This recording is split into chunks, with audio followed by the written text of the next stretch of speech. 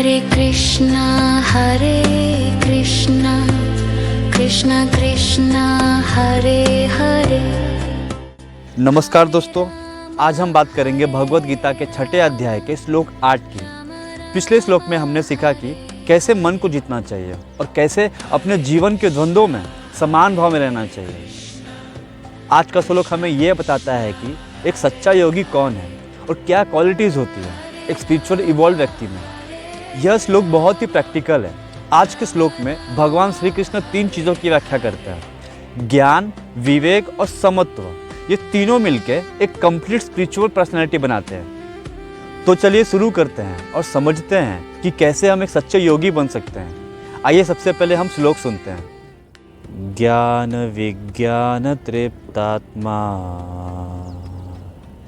कूटस्थो विजितेन्द्रियः युक्त इत्युच्यते योगी समलोष्टास्म कांचनः।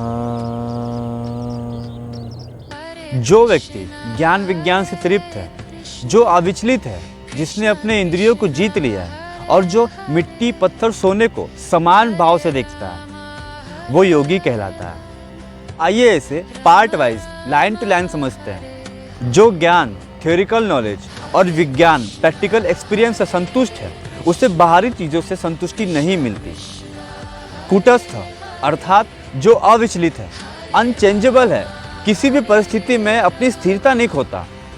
विजितेंद्रिय अर्थात जिसने अपने इंद्रियों को जीत लिया है, कंट्रोल कर लिया है।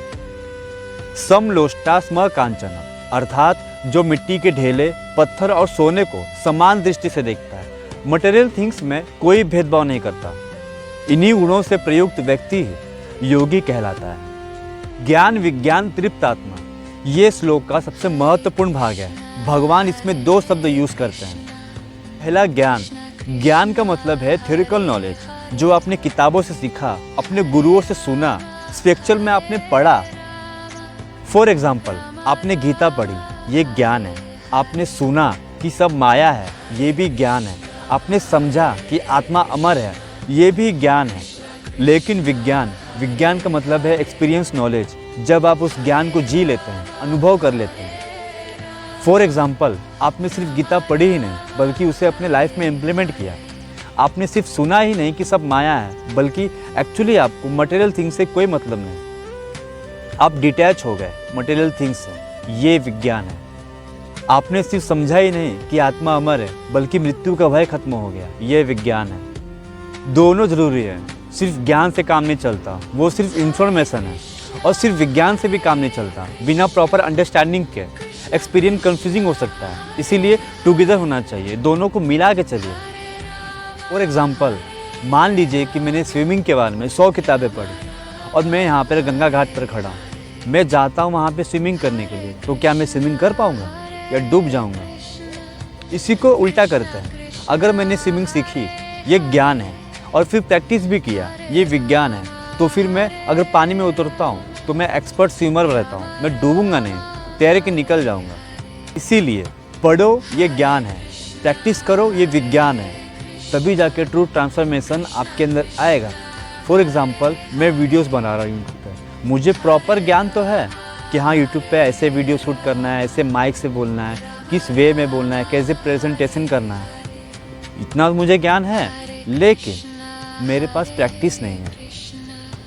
तो जो अगर मैं प्रैक्टिस करता हूँ 1 साल 2 साल 3 साल यूट्यूब पे रेगुलरली मैं रहता हूँ, तो मेरा प्रैक्टिस बिल्ड हो जाएगा। ज्ञान मेरे पास है यूट्यूब का, प्लस मैं प्रैक्टिस भी कर रहा हूँ, तो यूट्यूब पे मैं सक्सेसफुल होने का बहुत चांसेस मेरा बढ़ जाएगा।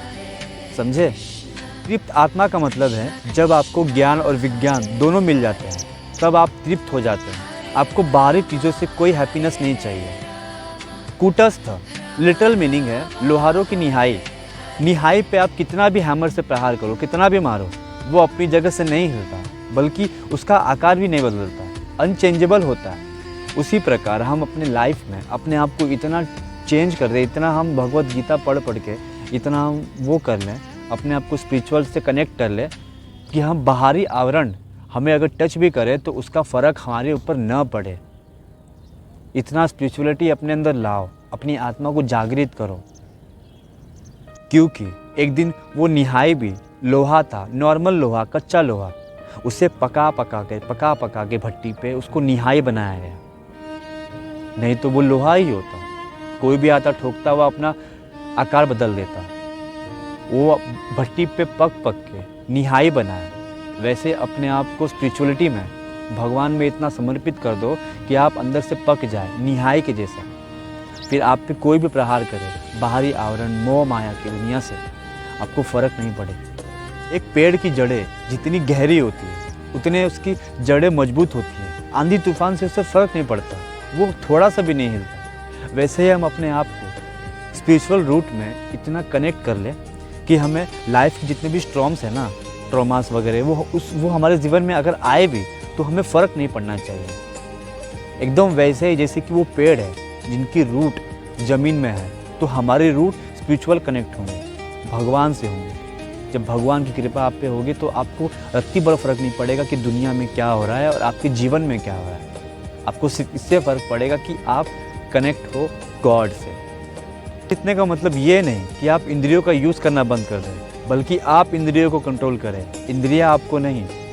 आप क्या देखना है ये आप डिसाइड करिए, क्या खाना है ये आप डिसाइड करिए, क्या बोलना है अपने मुख से ये आप डिसाइड करिए। शब्दों का चयन करना ये हमें पता होना चाहिए। जैसे कि हम लोगों से बातें करते हैं तो हम ऐसे शब्द बोल देते हैं जो सामने वाले को छुप जाता है, तो ये भी हमारी इंद्रियों पे डिपेंड करता है। हम अगर चाहे तो इस पर लगाम लगा सकते हैं कि हमें क्या बोलना है सामने वालों को, तो ये आपको कंट्रोल करना पड़ेगा। इंद्रियों के भरोसे रहोगे तो वो आपको डुबा देगा। आंखें हर अट्रैक्टिव चीज़ें देखना चाहती है, आपके कान हर गॉसिप सुनना चाहते हैं, आपके जीभ हर खाने को टेस्ट करना चाहते हैं, आपका मुंह गुस्से में किसी को गलत वर्ड बोलना चाहता है, आपके जो हाथ है कुछ ना कुछ खरीदना चाहता है, कुछ ना कहीं गलत टच करना चाहता है किसी को। ये भी चीज़ देखना पड़ेगा क्योंकि ये अनकंट्रोल्ड है, इससे कंट्रोल करना पड़ेगा। ध्यान देंगे आप कभी तो आप बाद में रियलाइज़ होता है उस चीज़ करने के बाद कि यार मैंने ये सब क्यों कर दिया, मुझे तो ये नहीं करना था, लेकिन आपके कंट्रोल में नहीं होता। वो जब हो जाता है देन आपको रियलाइज़ होता है कि हाँ ये मेरे से हो गया। आप पछतावे में रहते हो, सोचते हो कि दोबारा से ऐसे नहीं करूँगा। फॉर एग्ज़ाम्पल कि लोग मास्टरबेशन करते हैं, ठीक है, वो होने के बाद उनको रियलाइज़ होता है, गिल्ट में रहते हैं कि यार मैंने ये क्या कर दिया, मुझे तो नहीं करना चाहा था।